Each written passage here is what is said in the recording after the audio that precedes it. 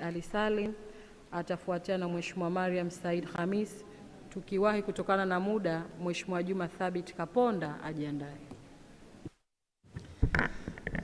Nashukuru Mheshimiwa Mwenyekiti kwa kuweka Hansard sawa. Mimi naitwa Muhammad Ali Suleiman, sio Salim mwisho. Na ndio Muhammad Ali Salim alishaanza kuenuka hapa kuchangia. Mheshimiwa Mwenyekiti, nakushukuru kwanza kwa kunipa muda wa kuweza kuchangia hotuba hii ya wizara muhimu kwa maendeleo ya nchi yetu. Unapozungumzia maji na nishati, ni eneo ambalo linamgusa kila mmoja miongoni mwetu. Mheshimiwa Mwenyekiti, nianze mchango wangu kwa masikitiko makubwa sana kwenye wizara hii. Nadhani mwenzangu mmoja Mheshimiwa Profesa Omar aliligusia hili. Ukiangalia hotuba ya Mheshimiwa Waziri kwenye kiambatanisho cha matumizi cha mwaka 2025-26, Mheshimiwa Mwenyekiti, inasikitisha sana kwenye utoaji wa fedha.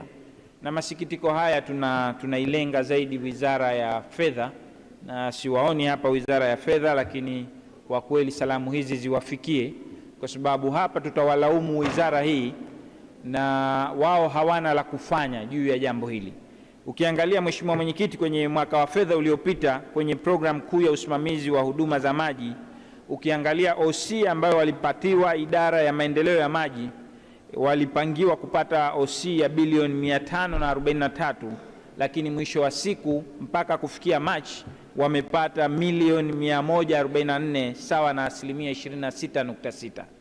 Lakini halika kadhalika ukiangalia kwenye programu hii kwenye miradi ya maendeleo ambayo ZAWA walitakiwa wapate bilioni 154 kwa ajili ya uendelezaji wa huduma za maji, mwisho wa siku wamepata bilioni 7.4, sawa na asilimia 4.79. Mheshimiwa Mwenyekiti, halika kadhalika ukiangalia programu ya huduma za nishati na madini, idara ya nishati ilitakiwa kupata bilioni 316.9, lakini mwisho wa siku wamepata OC ya milioni 49, sawa na asilimia 15.6. Lakini ZECO, shirika hili la umeme, walitakiwa kupata mradi wa maendeleo wa bilioni 50. Sasa hapa ndio nina swali kwa Mheshimiwa Waziri, nadhani akija atupatie majibu. Lakini hawa wamepata, mwisho wa siku wamepata bilioni 70, imezidi ile kasma ambayo waliekewa ya milioni asilimia 100, wameenda mpaka asilimia 138. Je, walipataje fedha hizi na ilikuwaje? Nani aliidhinisha? Lakini kwenye program kuu ya uendeshaji na uratibu wa wizara, ofisi kuu Pemba, Mheshimiwa Mwenyekiti, walitakiwa kupata OC ya milioni 405, lakini mpaka inafikia Machi wamepata OC ya milioni 111, sawa na asilimia 27.5. Na hii inatengeneza jumla ya ile ambayo hata kamati inayosimamia wizara hii imeisema ya kupata bilioni 87.15 kati ya bilioni 220 ambazo walipangiwa kupata, sawa na asilimia 39.4. Mheshimiwa Mwenyekiti, ikiwa kweli tunahitaji kuleta mabadiliko kwenye eneo hili, kwenye sekta ya maji na kwenye sekta ya nishati, hawa wenzetu tutawalaumu bure ikiwa hatuwaingizii fedha ambazo tumezipanga sisi katika baraza, ambayo hawapati hata asilimia 50. Ikija mwakani tutawaambia hakuna maji, tutawaambia hakuna umeme, tutawaambia kila tutakalowaambia.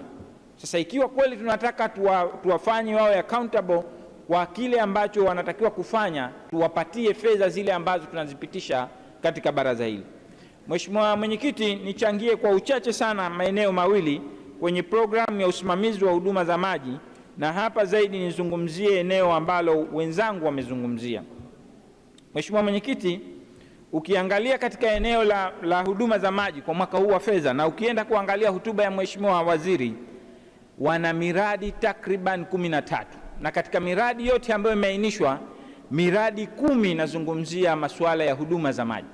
Lakini ni bahati mbaya sana, kila anayesimama hapa anazungumzia juu ya upatikanaji wa maji katika eneo letu, katika maeneo yetu, katika majimbo yetu. Mheshimiwa Waziri, uliangalie sana kwa umakini eneo hili, na mimi niungane na wenzangu kwenye eneo la hawa ambao tumewapatia, ambao tunawaita wawekezaji wa Rand Water. Inawezekana ikawa ndio sababu ambayo wanatufanya kwamba hatuwezi kuenda mbele.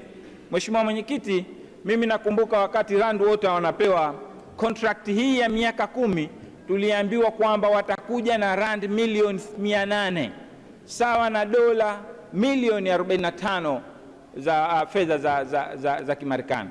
Sasa mpaka leo, Mheshimiwa Waziri, ukija utuambie labda wenzetu hawa wa Rand Water wamekuja na kiasi gani cha fedha hizi ambazo tuliahidiwa zitaletwa, kwa sababu kama ni mwekezaji ambaye sisi ndio tunaanza kumpa fedha zetu ambazo tunazichuma, fedha zetu ambazo zingeweza kutusaidia katika maeneo mengine, hii si sahihi. Lazima kama ameahidi kuwekeza fedha rand milioni 800, tuzione uwekezaji wake umeanza kuwekezwa. Na sisi tumeanza kuzungumza zamani juu ya mkanganyiko uliopo baina ya Rand Water na ZAWA. Mimi binafsi nishawahi kuleta swali hapa nikauliza, kwa sababu ukiangalia sheria yetu ya maji ya namba 4 ya mwaka 2006 kuna mkanganyiko mkubwa juu ya kuwepo kwa Rand Water na ZAWA. Ikiwa tunataka Rand Water iendelee kuwepo kwa mujibu wa sheria, ukienda kuangalia sheria ile inabidi tuilete tuifanyie marekebisho, kwa sababu sheria ile ukienda kusoma mfano kwenye section ya 4 inazungumzia upatikanaji au composition ya authority, ile mamlaka wenyewe, na mmoja inasema kwenye lazima awepo director general. Tunafahamu kwamba hivi sasa ZAWA hayupo tena director general.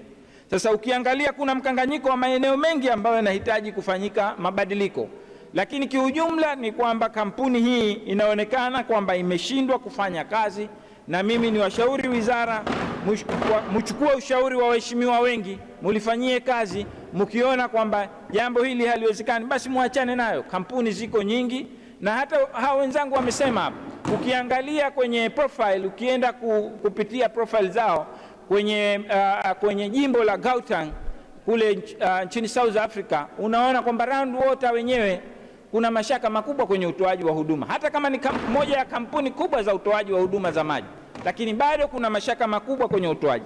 Mheshimiwa Mwenyekiti, kwa uchache nizungumzie kwenye jimbo langu masuala ya maji kwenye jimbo langu, hususan kwenye tenki lililopo Bahanasa. Nakumbuka niliwahi kumwambia Mheshimiwa Naibu Waziri kwamba tuna tenki kubwa la zaidi ya lita milioni 1 pale, lakini tenki lile limeachwa na hivi sasa halitumiki, na limeleta shida kubwa kwenye upatikanaji wa maji.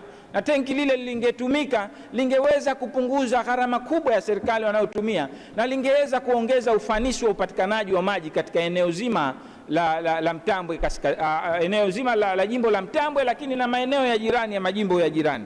Mheshimiwa Mwenyekiti, jambo hili waliangalie. Lakini pia katika jimbo langu kipo kisima ambacho kinaitwa kisima cha Bunguni ambacho kinahudumia shehia ya Bahanasa, kipo maeneo ya kijiji cha Machengwe, kinahudumia eneo la Tungamaa, kinahudumia pia eneo la Machengwe wenyewe na eneo zima la shehia ya Bahanasa, shehia ya Mzambarauni samani. Mheshimiwa Mwenyekiti, kisima hichi kwa kweli kipo katika mazingira ambayo hakina huduma, watu wanaingia, wanyama wanaingia.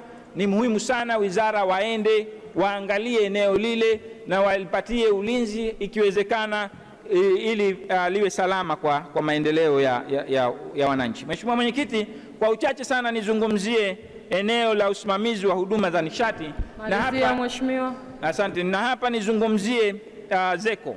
Kwanza niwapongeze wenzetu wa ZECO, na mimi nizungumzie eneo la maslahi ya watumishi wa umma. Wapo watumishi wa umma ambao wa shirika hili wanajitahidi sana.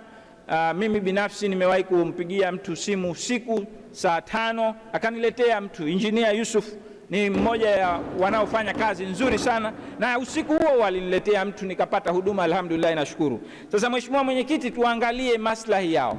ZECO ni moja ya eneo ambalo maslahi ya watumishi wake hususan wa level ya chini bado iko chini sana. Mheshimiwa Mwenyekiti, dakika moja namalizia ile ambayo imebakia. Mheshimiwa Mwenyekiti, lazima tuangalie maslahi ya watu wetu hawa ambao wanafanya kazi 24/7. Masaa 24 wanatoa huduma, lakini pia siku ambazo si za kazi wanatoa huduma, lazima wapatiwe stahiki zao. Mheshimiwa Mwenyekiti, lipo eneo la jimbo la Mtambwe ambalo kumepelekwa umeme katika kijiji cha Kinyuji, Mtangamle, Jirambe. Mheshimiwa Waziri, eneo hili wananchi wamekatiwa miti yao, wananchi mashamba yao yameharibiwa, wananchi wameharibiwa vipando vyao na mpaka sasa hawajalipwa. Tunashukuru kwa umeme ule, kwa sababu nilikuwa nikipiga kelele sana vijiji hivi havijapata umeme, na kuomba sana leo, sizuii fungu hapa, na kuomba sana wananchi hawa waangaliwe, ikiwezekana waweze kulipwa fidia zao ili wasiendelee kulalamika, kwa sababu mpaka leo amenipigia simu kuniambia kwamba jambo hili nilikumbushe kutoka kwako. Nakushukuru sana Mheshimiwa Mwenyekiti. Asante sana Mheshimiwa Dr. Mohamed. Sasa kutokana na muda, naomba Mheshimiwa, dakika 5 zitakutosha? 5 basi.